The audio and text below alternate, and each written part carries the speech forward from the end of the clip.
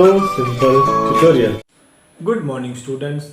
Welcome to SST So Simple tutorial. In the previous class we had discussed the Second World War and the destruction caused by it. Destruction not only in terms of life but also economy. Today we shall discuss post-war settlements and the Bretton Woods institutions. So let us begin with what lessons that the economists and politicians drew from the interwar economic experiences. The first lesson that they drew was that an industrial society based on mass production cannot be sustained without mass consumption. So mass consumption is a necessary requisite to maintain production. But to ensure mass consumption, there was a need of high and stable income. That's natural, isn't it? Without income, how would one buy goods? Unless income is regular and stable, consumption will not happen. Then incomes could not be stable if employment was unstable. So stable incomes required steady and full employment. But markets alone could not guarantee full employment. Neither the market can give job to everyone nor it can always give jobs. Therefore, governments are required to step in to minimize fluctuations of price, output and employment. The governments, can fix prices so that goods cannot be sold above or below that fixed price. This is how stability can be brought in prices. So, economic stability could be ensured only through the intervention of the governments. This was lesson number 1. The second lesson was related to a country's economic links with the outside world. The goal of full employment could only be achieved if government had the power to control flows of goods, capital and labor. As the Second World War was over, the job of rebuilding national economies began.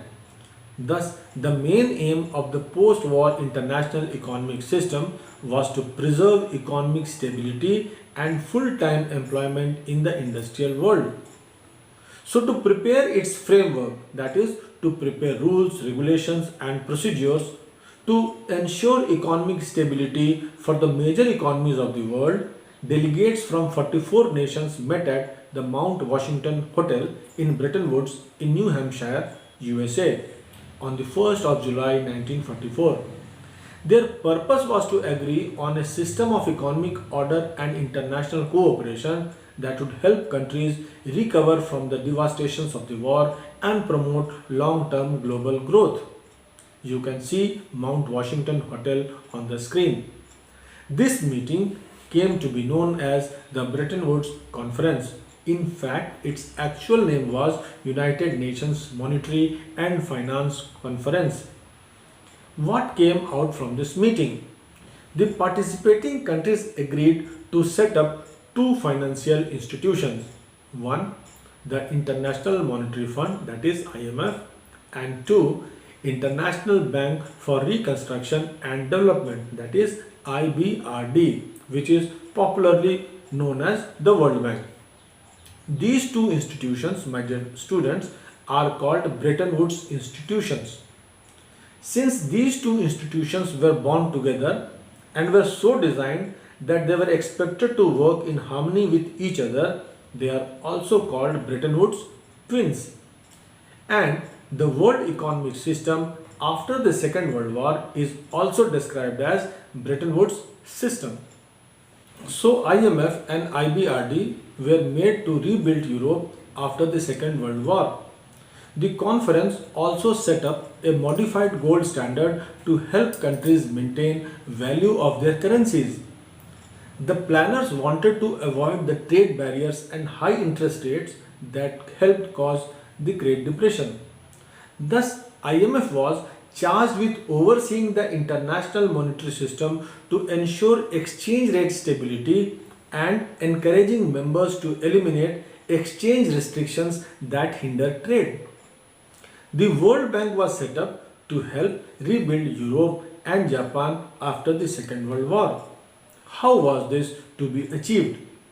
The World Bank was to finance the reconstruction of European nations devastated by war.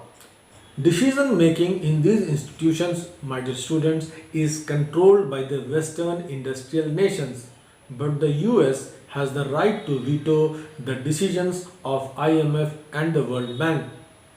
In this conference, it was agreed to make paper currency as the legal tender of the member countries. And what would be that currency? The US dollar. Now, what would be the value of this US dollar? They fixed the value of US dollar in terms of gold. It was decided that $35 would be equal to 1 ounce of gold. Now only US could hold gold as reserve. Other countries need not hold gold. They could instead hold US dollar as reserve. What about other countries? Other countries now were required to link their currencies to the US dollar. That means other countries will determine the value of their currencies against the US dollar. In a nutshell, we can say that in this system, national currencies, for example, the Indian rupee was pegged to the dollar at a fixed exchange rate, and the dollar itself was anchored to gold at a fixed price of $35 per ounce of gold. You can see this pictorially in the screen. The conference thus, we can say, established dollar as an international currency. This new exchange rate system was called fixed exchange rate system. All exchange rates of different countries were now to be fixed under IMF. Let us now see the achievements of Bretton Woods institutions. The Bretton Woods system in its initial phase of existence was focused on rapid growth in industrialized countries. It began an era of such a growth of trade and income that was never seen before. World trade grew annually at over 8% between 1950 and 1970, and incomes also grew at the rate of nearly 5%. The unemployment rate averaged less than 5% in most industrial countries. These decades also saw the worldwide spread of technology also. As far as developing countries is concerned, they were in a hurry to become advanced industrial countries. Therefore, they started investing vast capital in importing industrial plant and equipment featuring modern technology. You can link the setting up of HEC, Bokaro Steel Plant or Rourkela Steel Plant in this period. Let me stop here, students. Time for probable questions now. 1. Briefly summarize the two lessons learned by economists and politicians from interwar economic experiences. 2. What was the outcome of Bretton Woods Conference? In the next class, we will discuss the next topic, decolonization and independence. Till then, keep reading and have a nice time. Thank you.